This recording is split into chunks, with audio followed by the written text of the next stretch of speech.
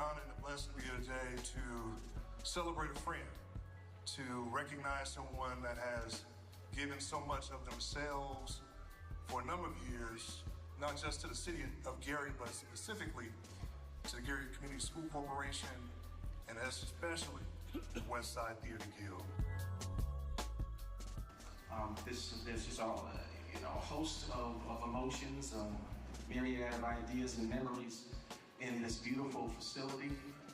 It's been transformative, and I'm grateful. So may this auditorium continue to be a place where creativity is born, where voices are heard, where the light of inspiration never dims. And as is written in Matthew 5 and 6, let your light so shine before others that they may see your good works and glorify your Father in heaven. I thank you all for this extraordinary honor. May God bless you.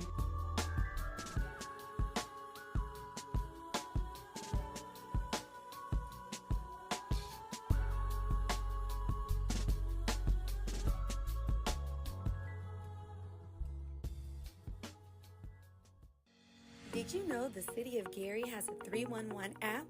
You can report any non-emergency request right from your smartphone. Need help dealing with unfair landlords? Use the app. Girl, I just don't understand. I'm paying rent, and my landlord isn't fixing any of the issues in this apartment. What should I do? You know you can report it on the Gary 311 app. Do you have it? What's that? Let me show you. Just go to your app store. Or maybe you need to request the birth certificate. Yeah, I can't find my birth certificate. Oh, it probably just got misplaced during the move. Actually, we can request a new one through the Gary 311 app. Okay. New technology. I'm in. Let me show you. And guess what?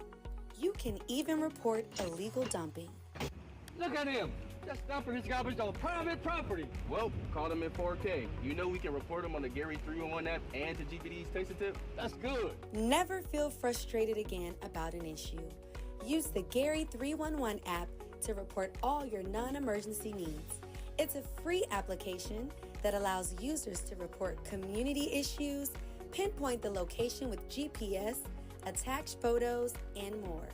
All right from your smartphone. Download the Gary 311 app today. Available on iOS and Android. This is a very special day for the city of Gary to have this opportunity.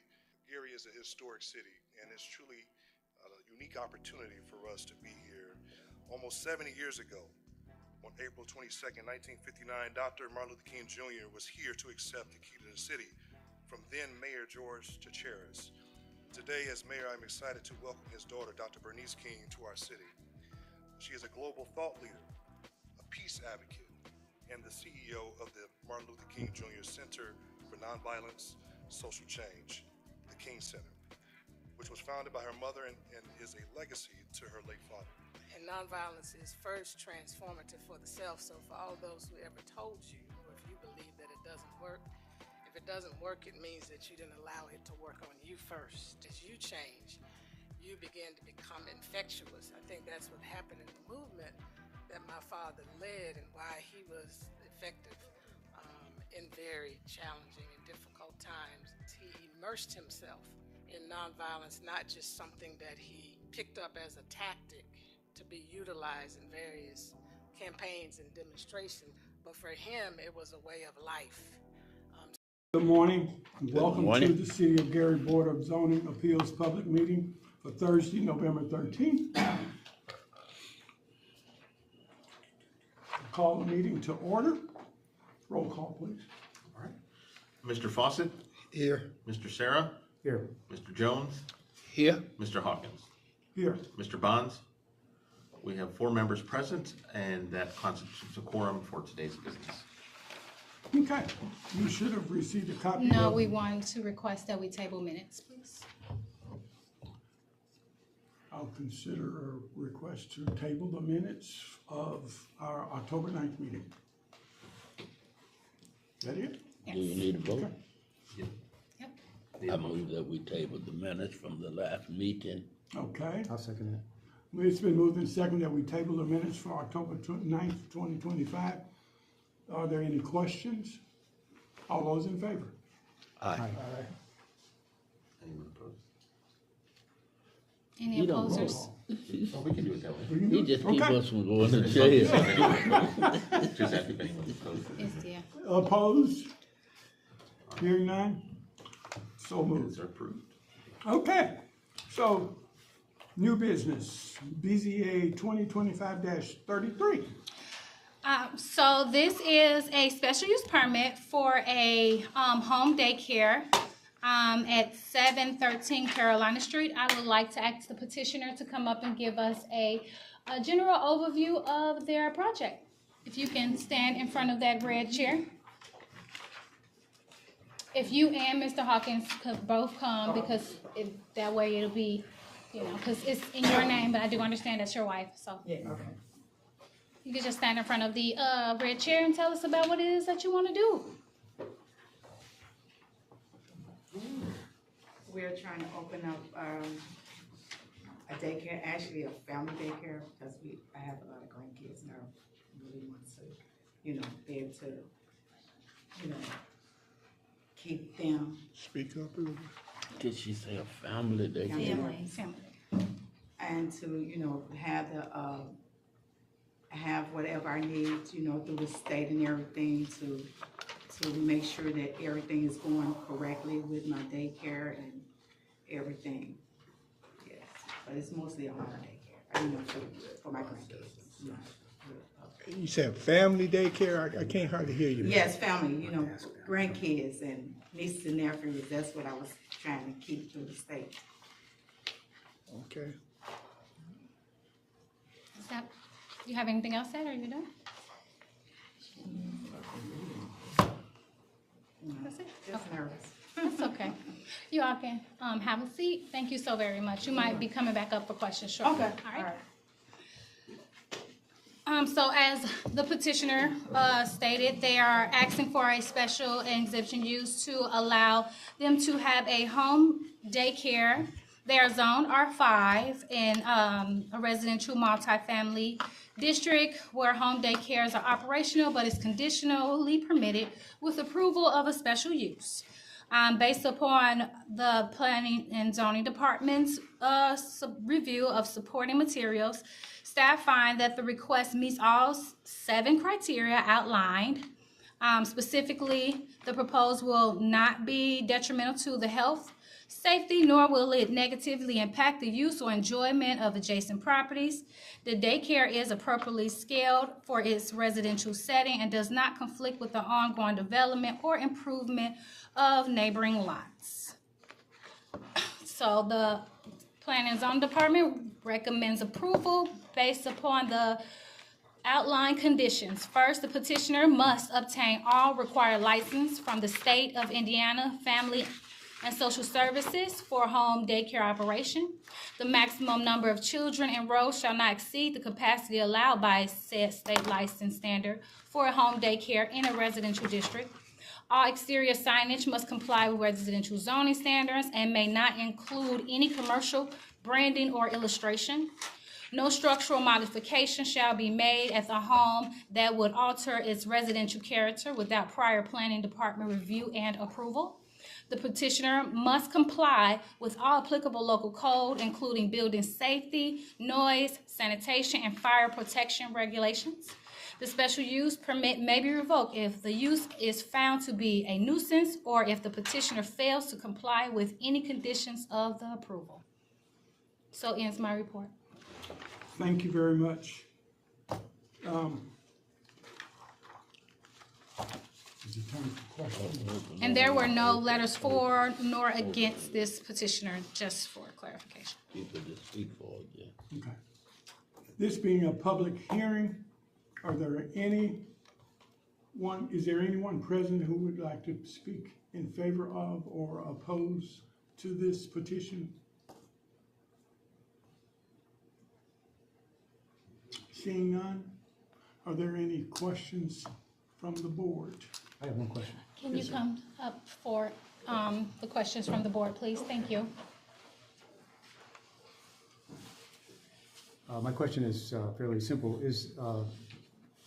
a house inspection part of this process? Yes, and they complied and passed the inspection. It should be on pay, it should be, I looked through that, but I didn't. But as long as it has an yes, they inspection, it was passed. passed? I think we That just didn't answers- add it to your packet, but I think it's in your digital. Thank you. That answers my question. Saving trees. I got one other question. I was confused. You said it's a family daycare, so it's only family and no outsiders, or? Actually, that's what I was actually doing it for my grandkids. But we take outside We'll children take- also. Wait, you just doing it for your grandkids, but you'll take outsiders? Yeah, we take outside kids also. Not just family, but it's daycare for Everybody. everyone. I think she was Children, explaining adult. her passion, Excuse me. Children. her reason. Children or adults? Children. Children. Okay, so you're just basically planning for the future. In the event that you run out of grandkids and need to. Yes. You can go down the block and do that. Does that make sense? Will the entire property be used for this? No. I noticed it's a two-story. Right, no. It's the lower level, the basement. Pardon me? The downstairs. The basement. The daycare will just be confined to the Yes. basement? Yes. Okay, who's gonna be on the first floor? I don't want the first floor. Who's on the third floor? No one. Second floor? No one. But just for clarification, the whole entire site was inspected. Just- When were these pictures taken? When did you take your pictures? 3 weeks ago? Yeah, it had to be during the beginning of the process, yeah. It's about last month. I got one question. Yes. Is there an exit to get out of that basement? Yes. Yes. Okay, is the bathroom down there? Yes. Bathroom. Okay, Yes. all right, thank you. It's kitchen too. Has the property been painted recently, after these pictures were taken? No. But it was painted. Quite frankly, I am concerned with the condition of the property, or from the looks of these pictures. I believe on one side where you have all your grills, also electric meters that are basically open. You know, young people tend to. So for the purposes of this that would go in context with her home inspection that she would get from the state if the state requires it. But for us, we just need to determine whether or not she would qualify for a special use to have a daycare. And then, once she submit her thing, then you can get her, Mr. Hawkins. Okay, thank you very much. That's all I have.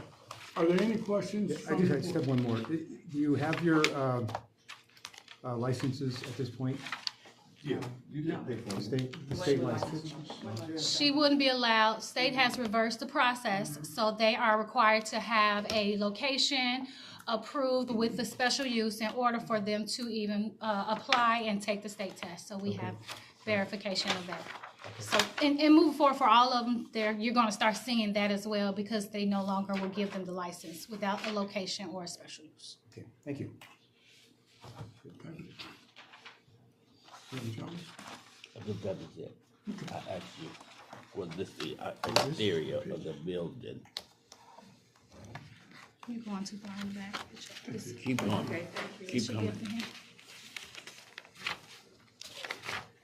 So everything in this petition will be in here. There you are.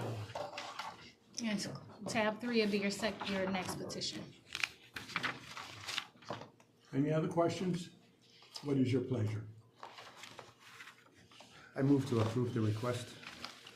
I'll second. 2025-33, special use to operate daycare at 713 Caroline Street. It's been moved and second to Would you like to include the provisions or just approval flat out? As the staff recommended, which would include the provisions. I'm sorry, I got a question. It's cleaned now. It's cold?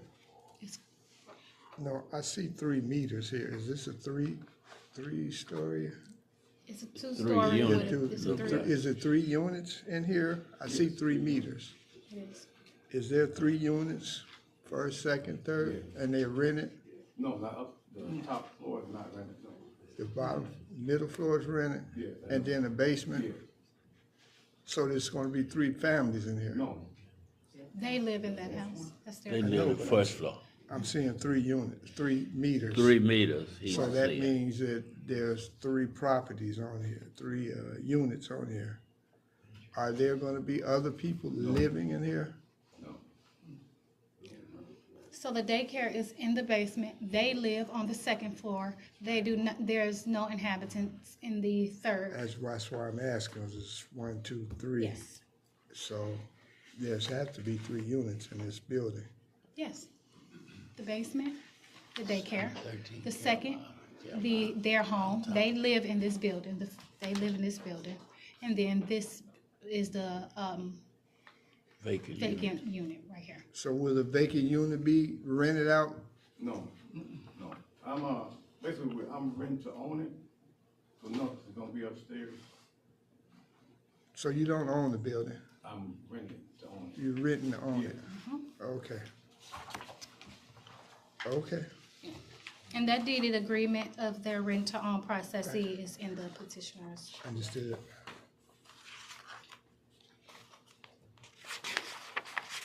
I was just concerned about the 3 units. I see 3 meters, so I know 3 meters mean 3 units. I drove them crazy with that too, so Oh, it's did not you? just.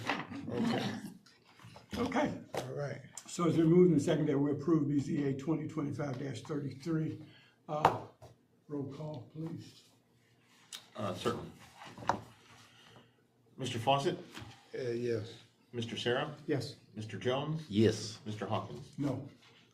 So we'll show by a vote of 3 to 1, this receives a favorable recommendation, and now we'll go on to city council, subject to the conditions, for a hearing in front of the city council. Cool, thank you. Congratulations. Thank you. All righty, moving on, BZA 2025-34. So the petitioner is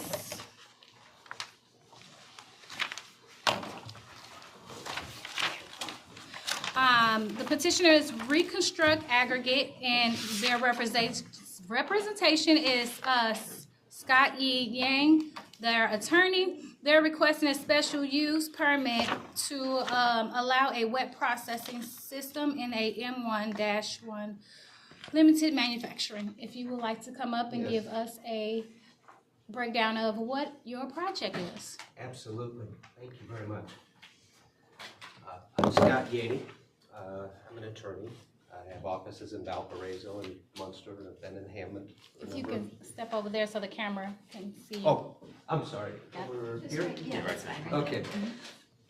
Push me back too. Somebody give me hand signals if I start to wander when I do that. And I'm an attorney. I do a lot of this type of work. And so this client approached me. Kind of interesting, this client is based in Northern Ireland. They do have, that's their home headquarters. They do have a number of operations in the United States. And as I also learned through this process, they have a lot of operations in that throughout Europe. Specifically Sweden, Norway, and this process for which they're seeking approval today kind of originated in those areas because they have a real scarcity when it comes to sand. Okay, so that's kind of what the fundamental driving force of what they seek to do here is to reclaim sand because I didn't know this, you know, we're in a region where we're surrounded by sand, but it turns out that this is a really endangered product throughout the world. There's a lot of actually criminal activity that comes from illegal sand mining and depleting. In this area, we don't notice that as much, but certainly we know nobody can go up to Lake Michigan and take sands from there. But what they found in this process in areas where they can't mine it, and we don't have a lot of sand mining here, so this stuff gets trucked. And so what they found in this process is that in areas, for example, such as this, there's a lot of sand beneath our feet, particularly in the northern part of the county, and I've learned that. And then if you go a little bit further south on down to US 30, where the Ice Age the extent of the lake went, you'll find another sand belt down in that area. So we have very sandy soil in a lot of areas around northwest Indiana and Chicagoland. So what these folks propose to do, and it's at 4900 to 5200 East 15th Avenue, just to kind of orient you, that's just south of the toll road. They're just north of, Republic has a waste transfer facility over there. Off of 15th Avenue, they would have this facility kind of bordered by the toll road. There are no residential areas in their immediate impact. And right now that's been used, it was a tank farm over there for many years. You know, storage of, I don't know whether it was oil or different types of liquid in tanks. Right now it's primarily just for truck storage and parking. There are a lot of trucks on that site right now. So these folks found this property and it suits their needs, because what they would propose to do is when somebody does excavation on a building site, right, they excavate the material, typically that has to be sent off to a landfill. There's a lot of trucking associated with that. What would happen is they would bring that material to this facility, and it goes through this process where they separate, basically they're trying to separate the sand through a process, and then that goes to the market. But then they also have clean fill, which they can also return for building purposes. That's what this would be for. And then they separate out any, you know, vegetation that's in there, because that's not suitable for, you know, to give the base for fill. And anything else, if they discover any ferrous materials, that gets sorted, sent off to recycling. So basically this is, they take in the soil and then they break it down into its constituent parts. Now, how do they do that? And here we're going to have dust in the air and, you know, all those types of concerns. What they do is through a wet process. So that they tell me, and I've seen their operations, they sent me videos from places, you know, where they did this in Norway, and there's a place in Texas, and there's a number of other places.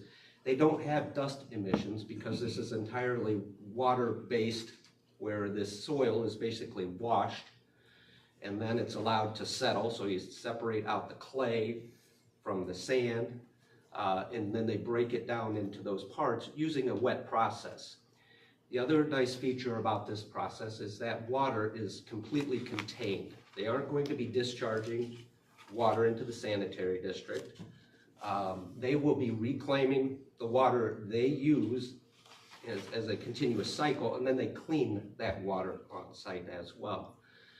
They will also capture rainwater on site so that we don't have discharge of, you know, of any of this, because you've got soils and so forth, so we don't want it tracked all over the streets.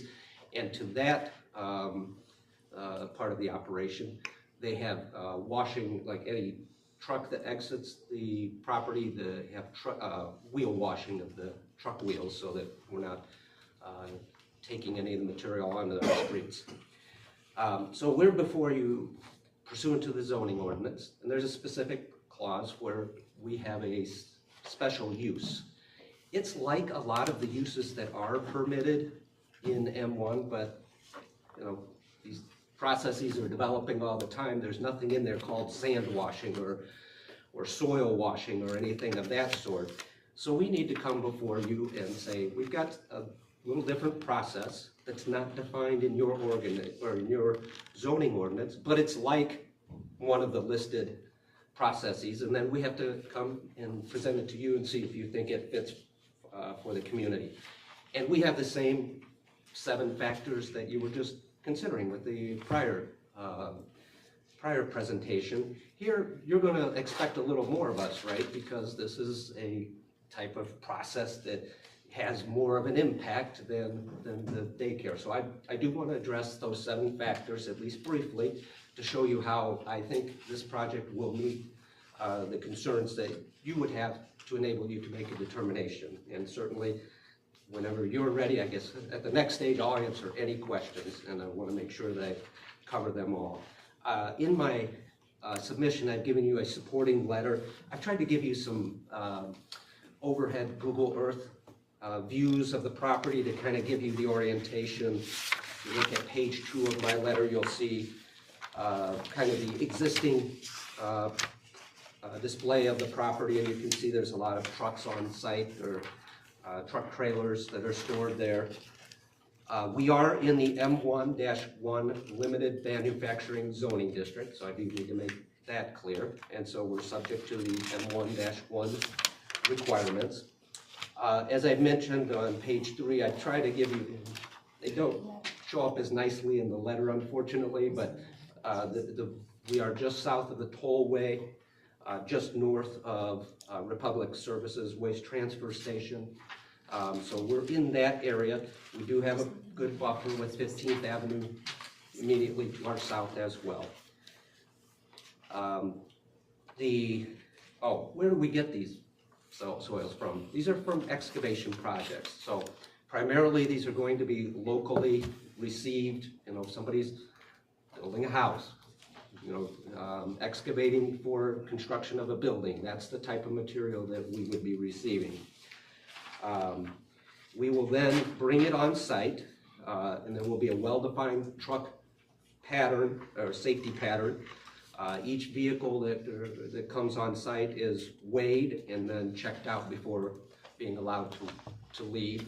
And as I mentioned, we're not going to have any water discharged from the site, and our noise profile, we don't think we're going to be discernible from the surrounding traffic or surrounding uses. This does not produce much in the way of noise because it's a water-based system. And unfortunately, I don't have a video screen here, but I could show you. It's essentially lots of water nozzles filtering down on this soil, and then it's grates that sift it into different size of granules to get to the sand. I do need to show you that we are not going to be detrimental or endanger the public health, safety, morals, or general welfare. We're going to have well-marked ingress and egress from this site. It's going to be a defined traffic pattern that will be safe to get vehicles on and off the site. We will not have discharge in the way of dust. We will not have water discharge from this site. So we don't think we are going to be adversely impacting any surrounding areas. We think that this area, the M1-1 area, is suitable for this type of development, and around us there are similar type, at least not exactly this type of use, but very similar uses. We have to show you that we are not going to be injurious to the use and enjoyment of properties in the immediate vicinity. We're going to replace the current truck and trailer parking in favor of something that's much more economically beneficial, we believe. We believe we will have, on balance, less truck traffic than is currently visiting and coming on and off the site. And this is going to be a safe area, and that access to this site will be tightly controlled and monitored so that we don't endanger anybody who would be in that area. We don't expect that, but that's, you know, part of the protecting the equipment and making sure that people don't get hurt by accessing an area they shouldn't access. We have to show you that we will not impede or substantially alter the normal and orderly development and improvement of surrounding property. To the contrary, we're not going to adversely impact our neighbors. We're going to give a consistent use in that area. We're going to introduce economic activity, vibrancy, and I think what would be a good project and an environmentally friendly project to the city when we're all said and done. We have to show you that we have adequate utilities, access, roads, drainage, and other attributes. In this circumstance, where we're going to be containing all water on site, we don't have a lot of the concerns that would a lot of times be a major concern in this type of operation, where I have worked with water treatment plants before that bring on water and go through a process, but there's substantial discharge. We are not discharging, rather we're capturing and reusing. So we don't have that concern. In looking at the traffic flow in that area, and admittedly we will have truck traffic, that area is in fact designed for that, and we think that the existing system will well accommodate what we have in mind. Have we taken adequate measures to provide for access management, ingress and egress? Kind of mentioned that earlier. We have defined traffic flow. I think that we have met that obligation. Also, there's no need to queue onto public roads. Part of their operation is they will have, if there are additional trucks that come, we're not going to have them stacking up on the roads. Rather, there's sufficient area for them to park on the property itself. We are going to use, it's about, I'm trying to remember, I think it's about a 10-acre site, give or take. Let me check my map to make sure though.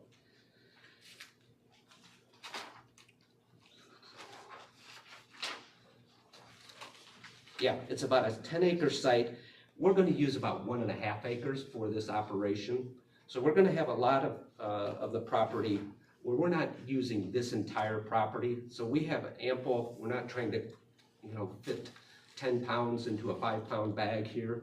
We've got ample place to queue vehicles as needed, and our operation will leave excess land that we just won't need to touch, but it will serve as a buffer to the surrounding neighbors. We need to show you that otherwise that this use doesn't cause other problems in your zoning ordinance. I reviewed the ordinance, I didn't see any others, and I don't think staff identified, either Dr. Martin or Michael identified any issues that would contravene other provisions of the ordinance. I do know that before I was introduced to the process, they had the folks that are presenting this project had a lot of interaction and answered a lot of questions. So I think we've gone through the vetting process pretty thoroughly and didn't find any other issues that came to the fore. And then we need to show you that the implementation, or this will promote the implementation of sustainable growth principles and initiatives. We're going to have 10 to 15 jobs as a result of this project. So there will be a net gain of what's currently going on site, which is very minimal in that regard, if anything. We're going to promote cost savings to the local construction industry by reducing the fees that they pay for soil disposal, by providing a closer deposit point, if you will, so that they don't need to drive down to Newton County, some of the larger landfills to deposit their material. They'll be able to do it here. And then we have the added benefit of they're able to then reuse materials that we have cleaned and provided for their use. And we think this is an added benefit to the construction industry in their area as well. So we think it's environmentally friendly. We think it's a good use of that property. And we think it will serve a lot of important chances for development of that property, of the type of thing that is appropriate. I do want to let all of you know that I received a series of questions yesterday. I tried to answer some of those questions in the context. I'll be able to do that more, but let me just, upon folks that want to speak on this, because everybody deserves to be heard, and I want to make sure I provide answers to questions. I talked to a gentleman last night, Michael Zeller, an attorney. I had a good discussion with him, directed him to some websites, provided him some information, and then the principal with whom I deal, his name is Darren. He had hoped to be here. He encountered travel problems and has been all over the place. He did this morning, he was able to give me detailed answers to the questions that were posed. I forwarded those to Mr. Zeller, and he indicated that he would forward those responses to members of his group, and I think I provided them to Michael this morning and Dr. Martin. I hope you received as well. We won't, so I mentioned before, we aren't going to contain any water, so there's no effluent from the water. Primarily, this sits on top of the ground. If you kind of get a sense of the pad that we saw. So we're not going to have construction that goes into the ground. Rather, this system pretty much sits on top of the ground. It's going to take about 4 months to construct this facility. There is a possibility in the future that they would want to enclose it because they can't operate in freezing conditions.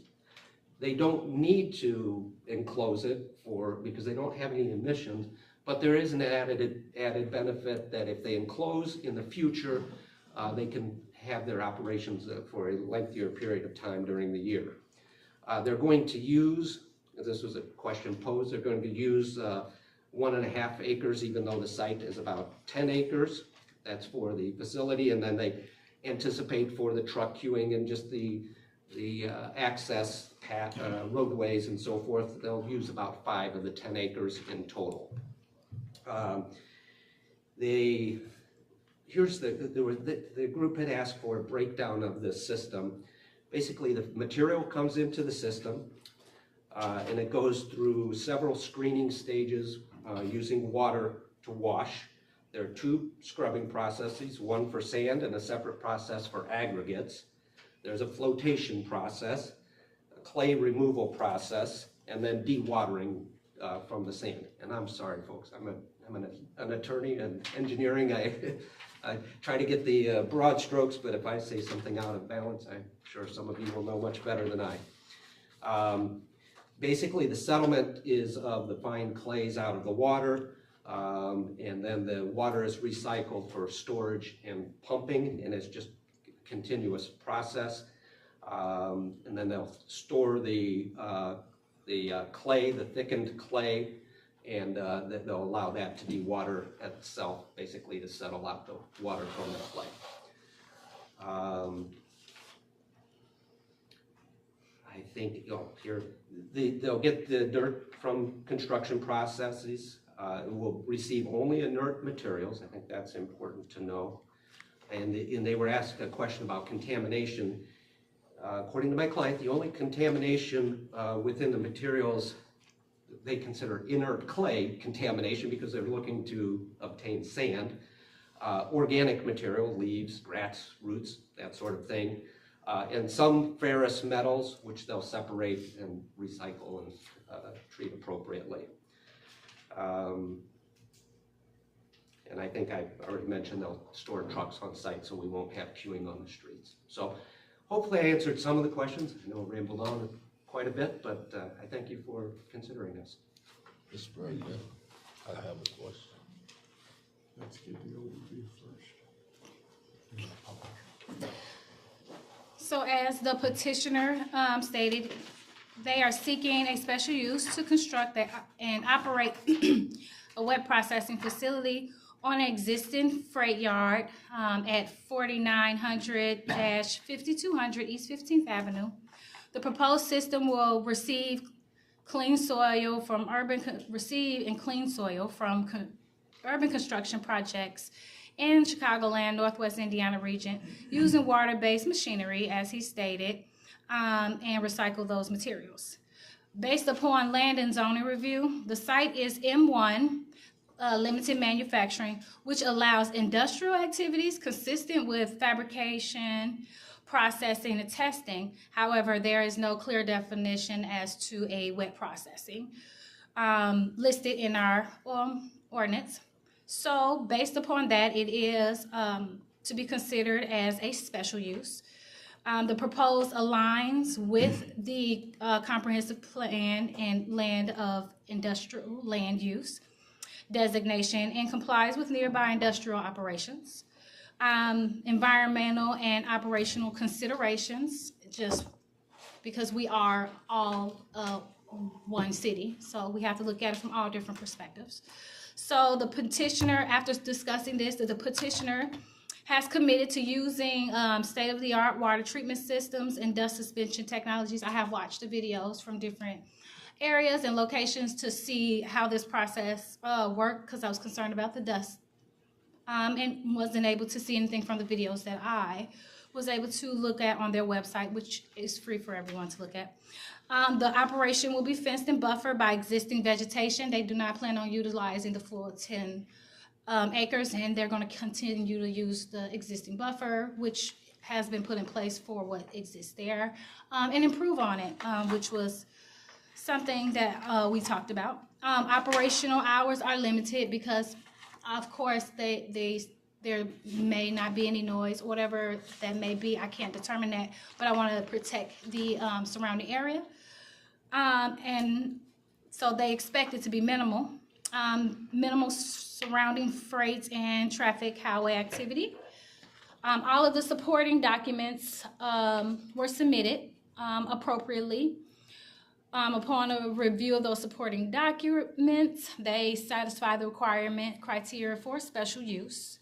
The proposed will not be detrimental to the public health, safety, or general welfare, and it complies with industrial character of the area. The surrounding properties are zoned M1 and are similar. There are similar and more advanced uses. The site has adequate infrastructure, access, the buffering to accommodate the proposed use. There's no variance needed for development standards. The petitioner has provided evidence and compliance with intent to comply with environmental regulation and implement additional screening and stormwater control, public noise requirements, and have agreed to meet all of those obligations. In light of these findings, staff recommend a favorable condition for the special use permit with the following conditions. There's a lot, so I'm going to read them just so you can hear them clearly. Environmental compliance. The petitioner must obtain and maintain all required environmental permits from the Indiana Department of Environmental Management, U.S. EPA, and applicable federal or state local agencies. This includes stormwater discharge, sediment control, and dust mitigation. Of course, we know that it was proposed that wouldn't exist, but I need to verify as they move forward. Drainage and runoff plan. Of course, they said it wouldn't be, but safeguard. A formal discharge and runoff control plan must be submitted to and approved by the city engineer prior to operation. This plan must include sediment containment, flow, direction, and stormwater management. Of course, hours of operation shall be limited to 6 a.m. to 6 p.m. Monday through Saturday. Any change to these operations must receive prior review and approval by the planning department. Site screening and buffering. The facility must maintain fence and or vegetation screening along the perimeter to shield operations from public view and reduce visual impact to the adjacent properties.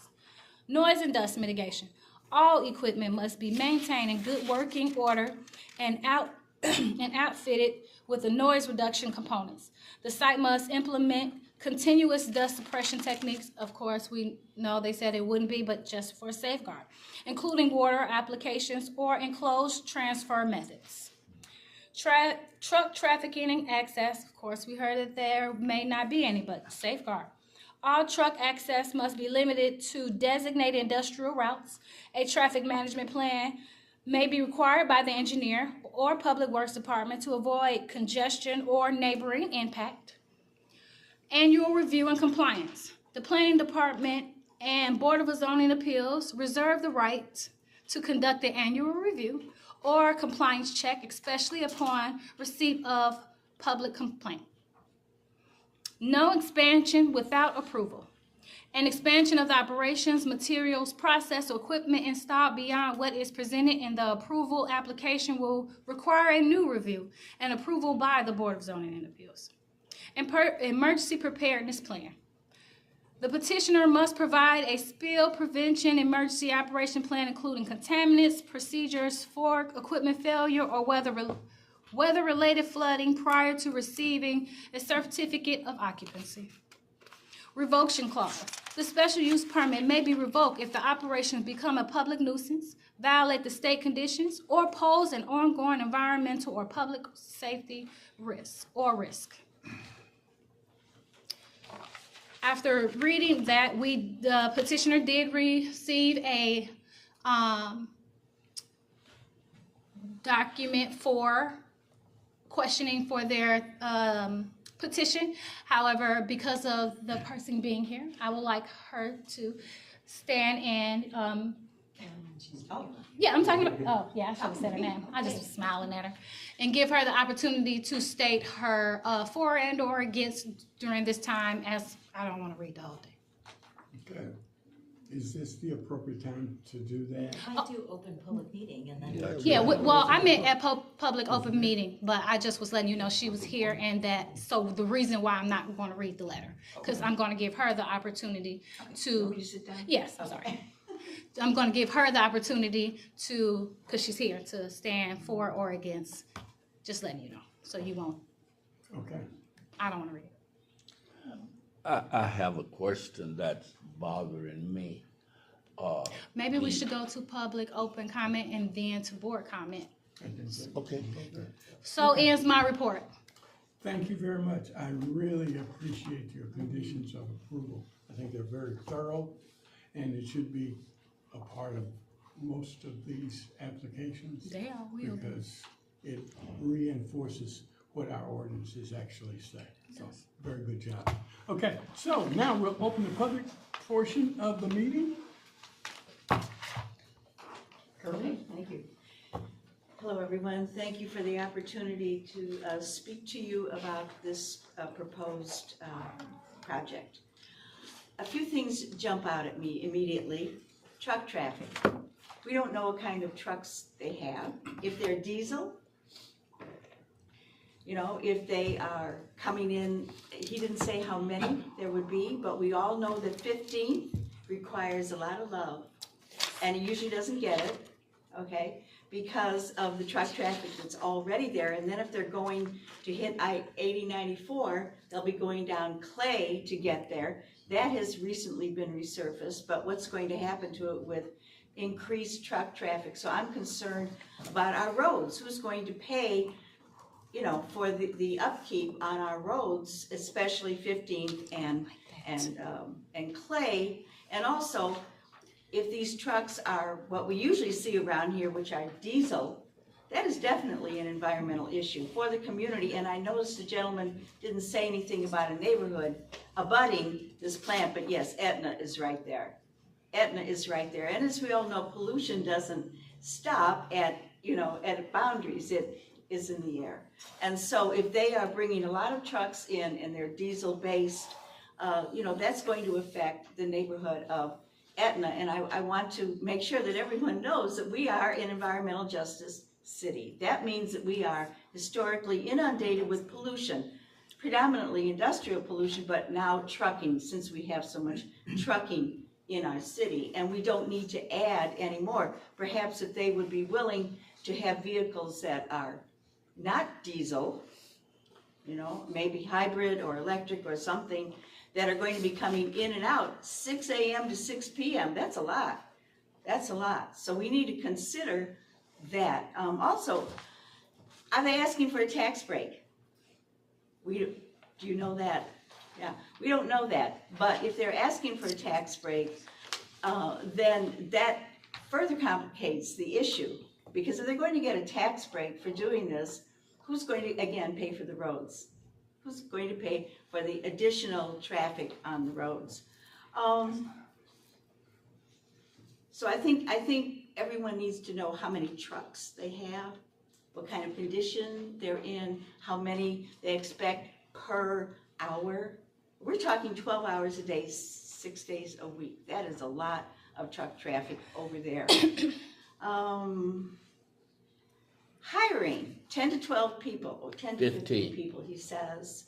Well, what is their hiring policy? Are people in the city of Gary going to have access to these jobs? What kind of jobs will they be?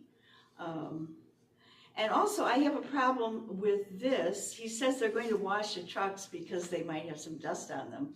But at the same time, he says, environmentally, this is not a problem because, you know, they're going to bring these trucks in with this sand that's dusty, and then they're going to dump it, and then they're going to wet process it. I like that idea, but the problem is that as they dump, they're going to emit, right, dust. And so if is this going to be a pole barn, or what is the enclosure going to look like? And apparently they're not going to enclose it right away. But in any case, I think we need to know what it's going to look like and what the conditions will be for the workers there. The existing trucks, are they going to stay there? Do we know that?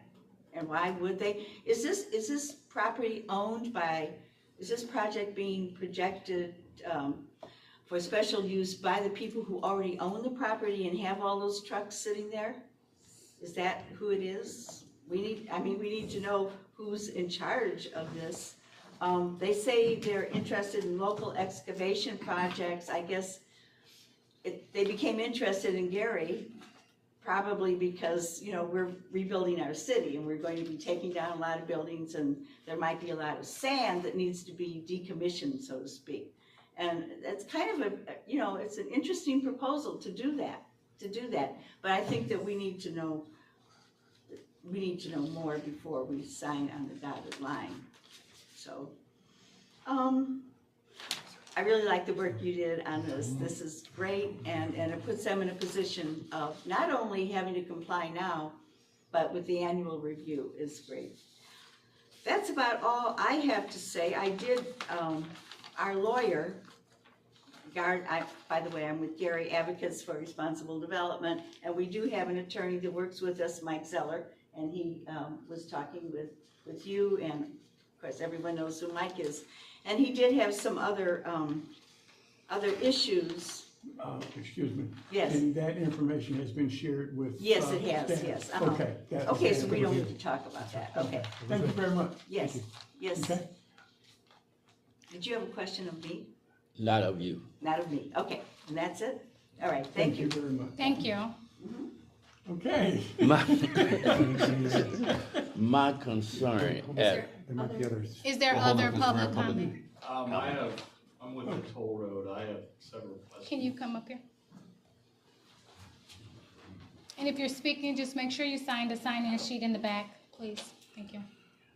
Good afternoon. Good afternoon. My name is Matthew McLaughlin. I'm the Municipal Separate Storm Sewer System Coordinator for the Indiana Toll Road.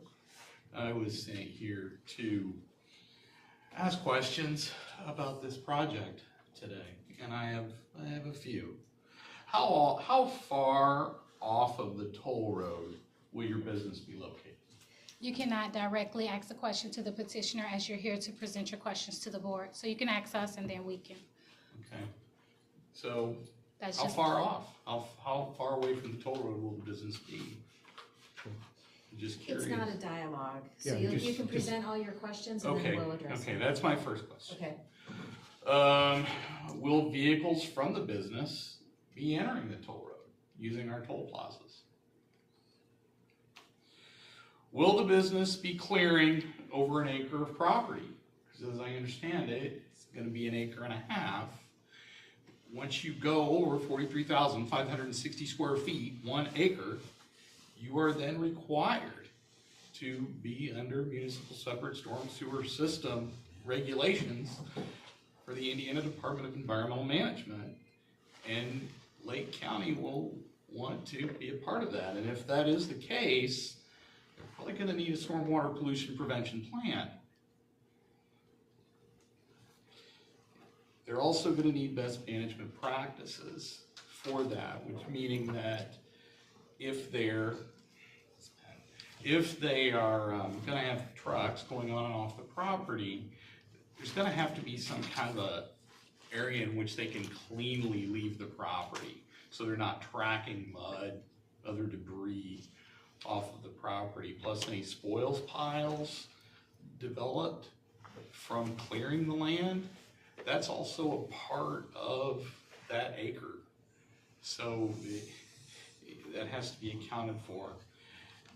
If excavation is going to be required for this property, how deep are we going? Because the water table's pretty close here. As I understand, it was covered about the petrochemicals and the spill prevention control and countermeasures plan, so I'm not going to ask about that. Any water or spoils? Will any of the water or spoils from this development be going into any toll road ditches? We're going to need to know that. Will toll road access be required for the business? We covered that. Will an environmental firm be used toward the planning of this project. Because I'd say it sounds like it'd be a good idea if one was used for that. Somebody like Stantec or Caramita or somebody like that. How will the water be processed? As I understand it, you're going to be keeping all of your water on site. So will there be a processing facility on site? And if so, will that processing facility have its own National Pollutant Discharge Elimination System permit by the Indiana Department of Environmental Management be granted to that processing?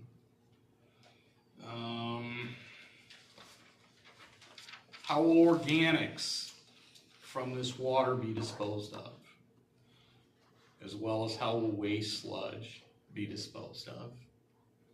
Typically when you have waste sludge, you have some kind of a permit for that as well, so that you can spread or dispose of it properly and test it properly. Those are my questions. Thank you. Thank you. Thank you. Thank you. Thank you. Is there anyone else interested in speaking for or against BZA 2025-34?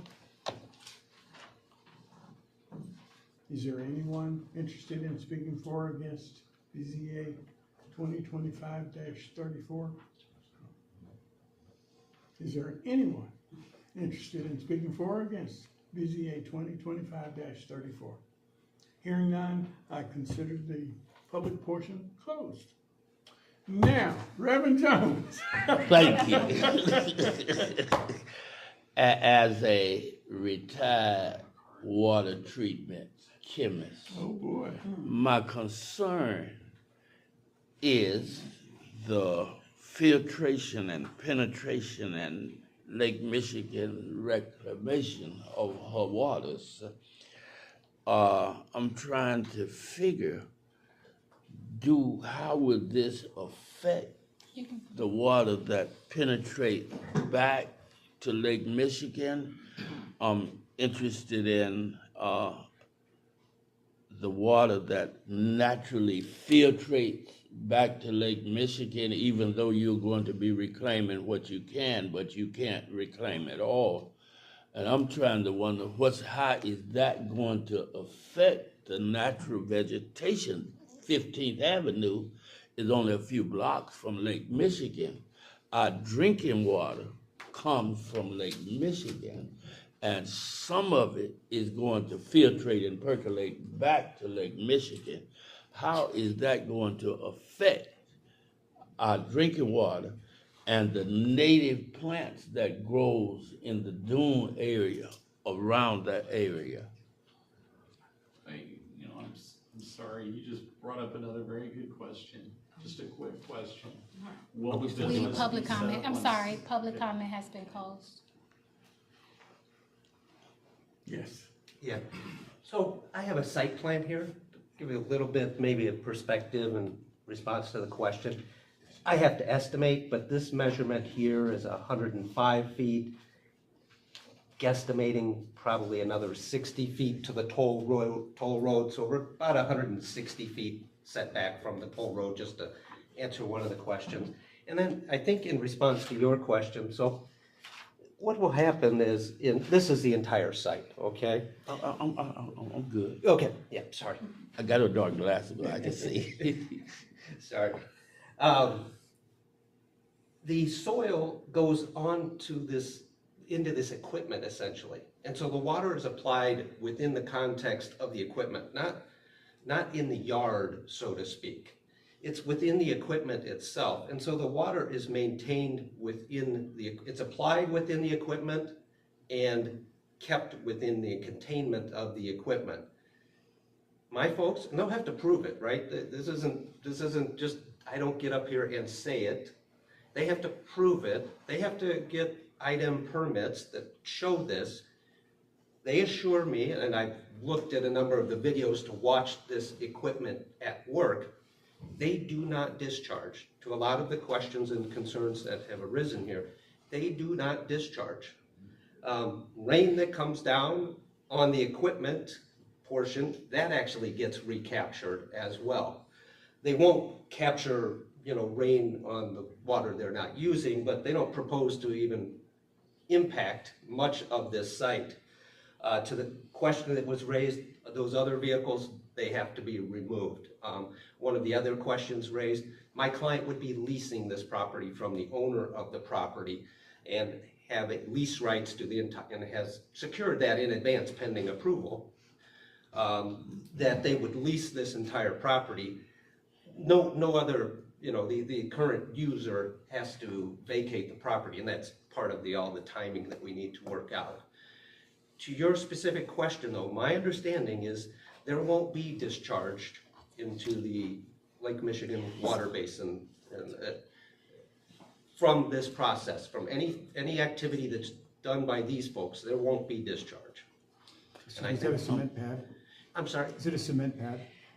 I think it's a cement pad that they put down, yes. Yeah, it's above that was another question. They won't penetrate the foundation, it's a pad that sits on top, yes. And I know there were... So will that be covered in the design of the operation? Because that pad is one thing, but you will have to have a containment area. A pad will not do it. You're going to have an enclosure. Will that be covered in the design? Well, I would like to add a 11th condition, which I'm surprised I thought myself, that they attend design review. That way all departments can have a hand in. I think they already had agreed, but just to put it in the conditions, because initially the drawings and things of that nature left a lot of reserve, and everybody have all these questions. So that was a part of the initial recommendation. They just couldn't get everything together to go before they came to BZA. But I would like to add that as a condition that they come to developmental review board with this project. And I think they would be required to do that. They're going to be required to show you actual engineering and architectural plans that actually comply. We're at a use stage. You're saying, hey, do we authorize this use, which is broadly defined in our zoning ordinance, but not specifically? Is this the type of use? And then you consider the application. Does it meet the requirements for development, the ground, all of these other things? Yes, but you also have the ability to add conditions based upon your expertise as a reference to this use being a special use. How will the comments and questions offered by the audience today be included in your conditions of? How would you like the comments and the questions from the board to be? You're the board, you tell me. What do you want? Well, I can go back and review all those, and it's your recommendation. I thought there were some really prevalent comments that were made. The diesel, the hours of operation, the local hiring, things of that nature, I think would be appropriate to be included in the conditions, I would hope. As far as environmental, there's a pretty general that they must comply with all applicable. Yes. So, I mean, everything is covered. Parceling out every concern when we have a general that they have to comply with all, I think is too. The other thing is, like, on the conditions, we absolutely can set all the conditions we want. But at some point, if we have 30 conditions, it becomes cumbersome. Yes. And how do we enforce that going forward, right? So, I mean, I think as it's written, it's protects the city, requires the petitioner to comply with what is out there. And we'll address some of the individual concerns, because obviously if IDEM has a process, it's got to be followed, or this doesn't grant them permission. Same on the federal level. Yes, and I think that these categories does holistically encompass everything that they asked. A lot of their questions were permitting and environmental and traffic, drainage, screening, because I reviewed the documents that were submitted by them, and I wanted to make sure we captured all that, because we do want a sufficient project, and they are the experts. So. Thank you. Tom? I also, excuse me, please. I also note that evaporation And when the rain comes and clean the air, it goes back to the ground, then back to Lake Michigan with whatever it contains in that evaporation. And my concern is still how they're going to affect the environment and the native plants that grow in the area. And that would be covered through items inspection. I do. I do have a question. I do support that the first condition of environmental compliance is going to cover almost all of our concerns here. I do have a question about potential hazardous materials. We have a lot of legacy sites here, industrial sites. Yes. Refineries, steel mills. If there are excavations in some of these areas, I don't know that the first condition would address how do you prevent those hazardous materials from entering your property to be, screened out, and what happens to those materials? How do you prevent those materials from entering the process? So I'm not handling the IDEM application, but I've learned a little bit about it. So my knowledge is secondhand. I'm not an environmental attorney, so that caveat.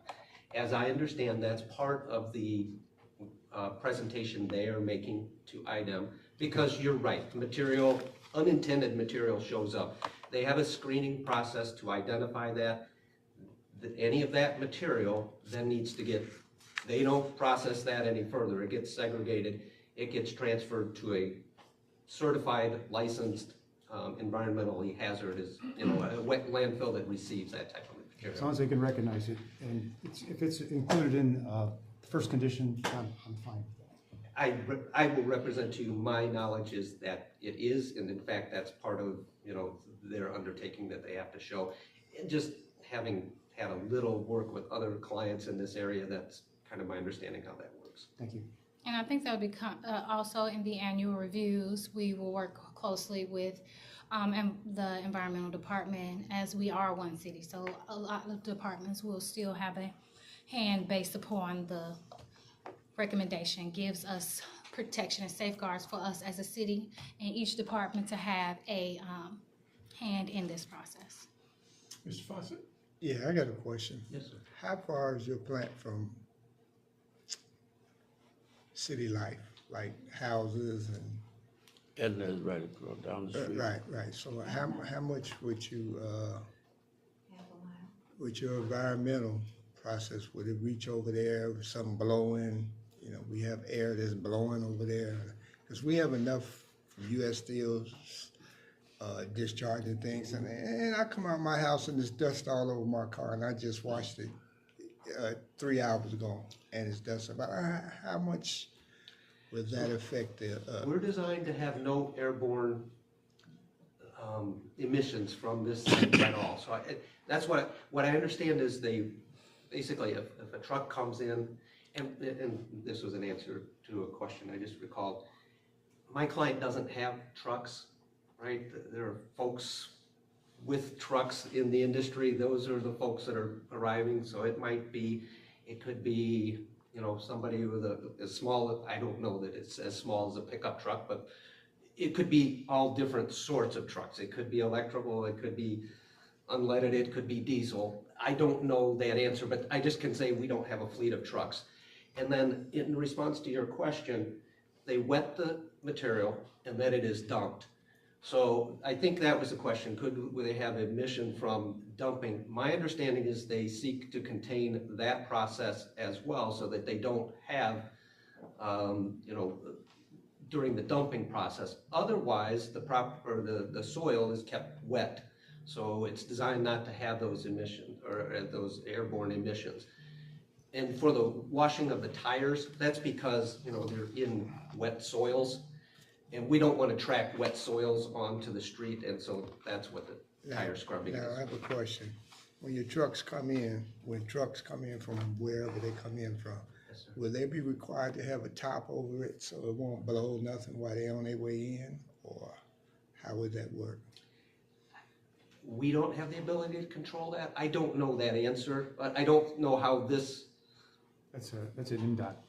Yeah, I know, but I'm saying, will you require them to have that, or? I don't know, that's, I think the answer is probably that's NDOT, if it's required under NDOT. I mean, we don't want to, we don't encourage people, but we don't control them either. And that's all going to be conducted in the traffic and the traffic assessment that's required, the noise and dust mitigation, screening, all of the 10. Okay. Cool. Thank you. Thank you. Are there any other questions? What is your pleasure? Did you give a recommendation? Yes, I recommended approval contingent that they follow all 10 of my, 11. I remember now. 11 of them. Adding the site plan review. That's simple, that's why you're right here. Site plan review. Mr. President, I move to approve number 2025-34, including the 11 conditions proposed by the staff and their recommendation. I'll second. It's been moved and seconded that we approve BZA 2025-34, complete with the 11 conditions. Are there any questions? All those in favor, roll call, please. Sure. Mr. Fawcett? No. Mr. Sarah? Yes. Mr. Jones? Yes. Mr. Hawkins? Yes. Will show by a vote of 3 to 1. This receives a favorable recommendation to move on to City Council. Congratulations. Okay, now let's get back to the agenda. Oh, shoot,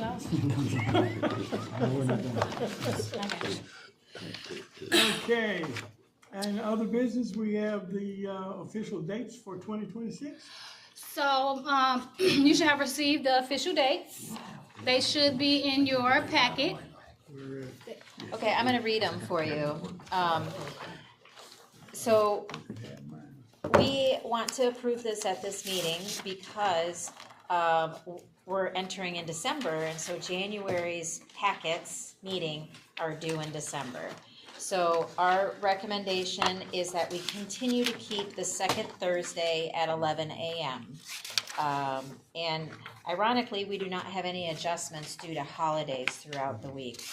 I'll go ahead and pass this around. I'm not sure it, we'll send that to you also in email. Will you send a calendar invite like you did this year? I will send a calendar invite. It will continue on, but by way of routine, I'd like to have approval by the board to adopt these, because what we would like to do is issue a public notice for the entire year for all of the meeting dates.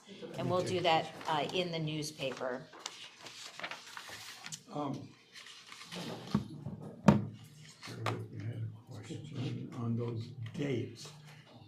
Did you consider the potential conflict with the park board's meeting? The park board today had to move their meeting due to winter weather earlier this week. So this is a time that is available for us as a standing meeting. At 11 as usual. 11 as usual, the second Thursday of each month. I took a picture. And with your approval, we will post a calendar on the website for any of the petitioners. That calendar establishes the meeting date, and then it also establishes the application deadline, our staff deadline to respond to the application and give them instructions for public notices. It gives them the dates for when they need to submit their public notices, and then finally when we are posting our agenda. So there are a couple triggers in our full calendar. Do we need a motion for that? Yes. I don't know. I'm sorry. To approve the calendar. I move that we approve the calendar. We've already settled on the 11 o'clock. We already settled on the Thursdays, and that's one of my free days. Okay. I'll second it. It's been moved and seconded that we approve the official dates for the 2026 calendar year. Roll call, please. Mr. Fawcett? Yes. Mr. Sarah? Yes. Mr. Jones? Yes. Mr. Hawkins? Yes. So we'll show by a vote of 4-0, the calendar for the rest of the year and next year has been approved. Okay, BZA violations, unlicensed business. So we have developed a letter that will be sent out to unlicensed businesses and land use violation, which is height offenses, inappropriate setbacks, development without a permit, things of the nature that we've normally seen. And in doing that, because it's a zoning issue, they do have the ability to come to BZA for an administrative appeal. As I'm the administrator, they would come to you all to say they do not like what the administrator said, and then you all can make the decision to overturn. That is what administrative review is. That's probably what you're going to start seeing. So I wanted to bring this to you all to let you guys know that those letters are coming out if you see them on your docket. Super. Information only? Information only. BZA UDO. So moved. I don't think it requires Okay, a I'm- vote. Yeah.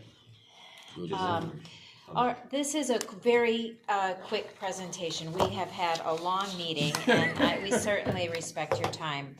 So my name's Corey Sharp. I serve as your director, and we, as a team, Michael Gaines, Dr. Martin, Attorney Marco Molina, and Attorney Salona Hayes, and a couple of the plan commissioners have been working this past year to rewrite the zoning code. And it's not a rewrite of the existing words. It's a completely new document that is in a lot of ways groundbreaking for the city of Gary. It accomplishes efficiencies in how we are expressing our code in written word. We have established some new zoning districts and consolidated some zoning districts. For instance, we currently have more than 4 business jurisdictions. We are going down to just 4 business jurisdictions.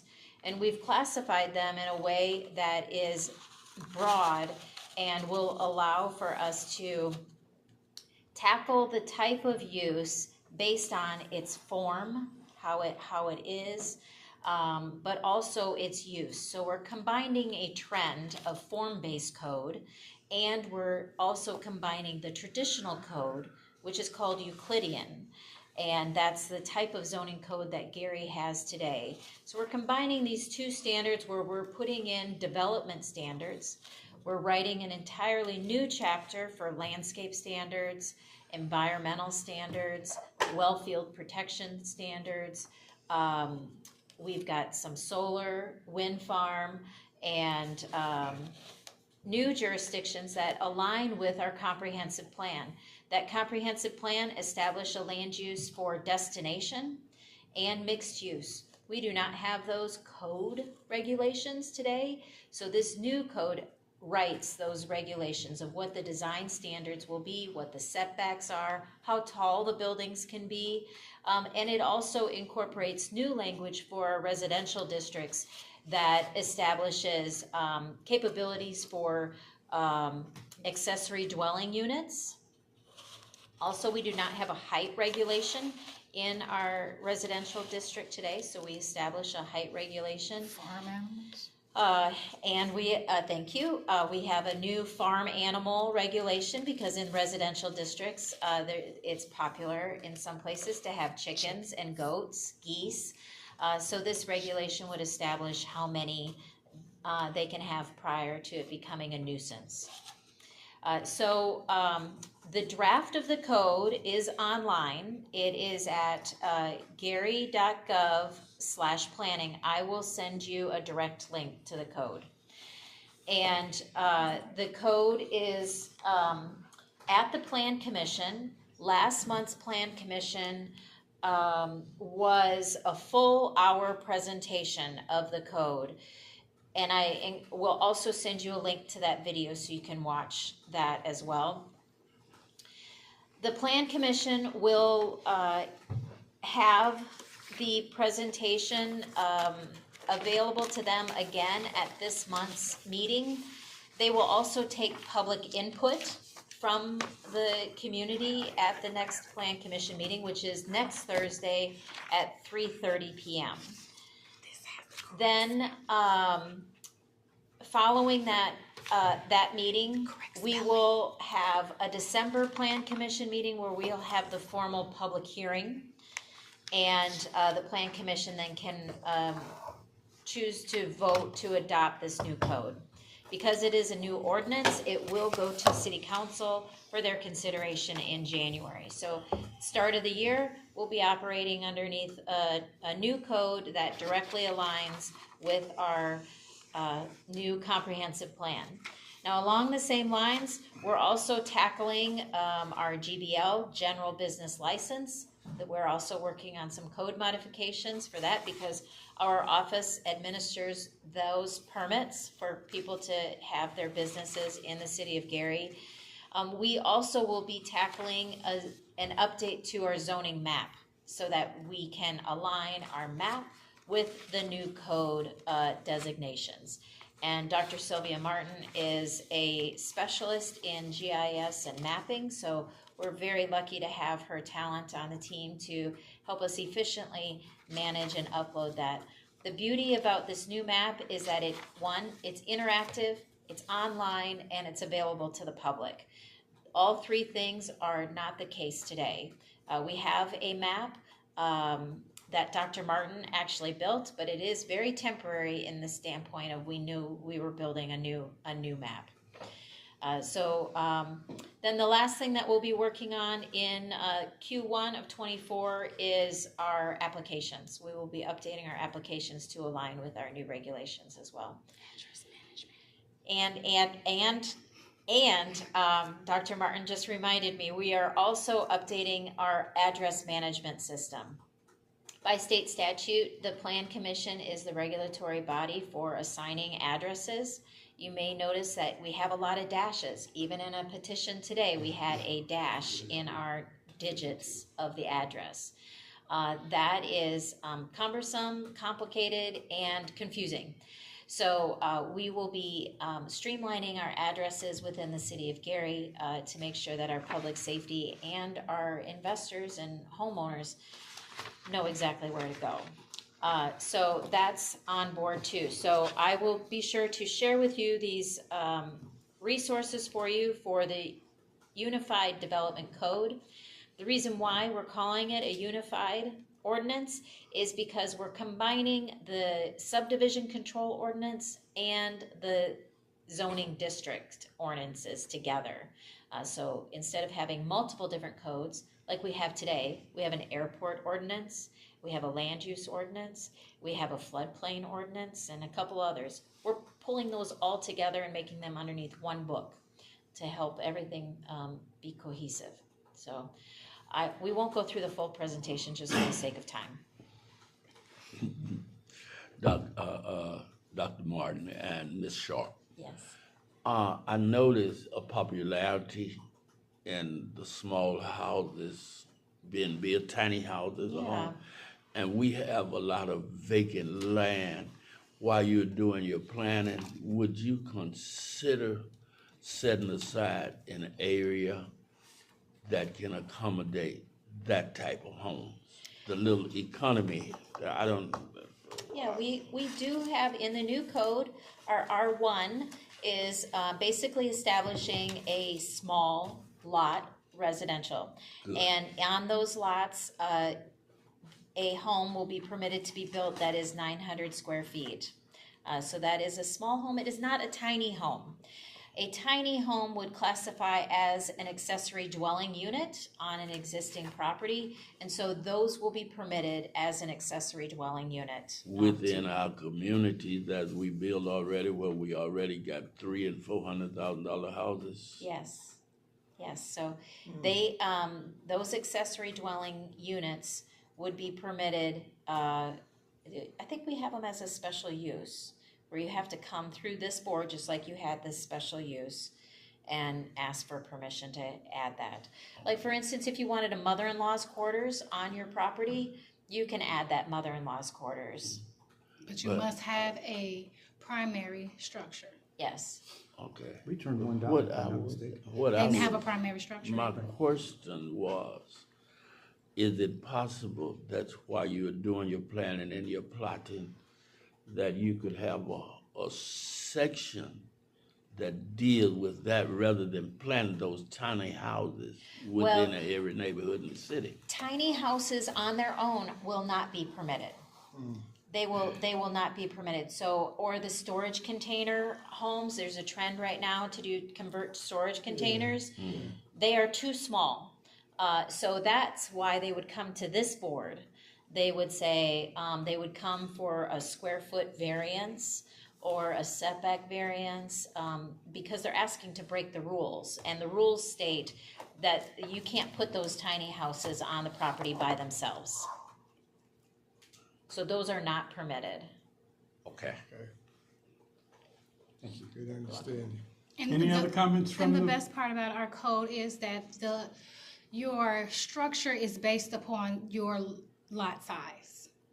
So you can't build too small for what your lot exists as, and you can't build over what your lot exists as. It positions it in a place where it keeps you in the mindset of what you have available to build. Thank you very much. Thank you. No further comments. I consider today's meeting adjourned. Thank you. You don't need a motion, I don't even want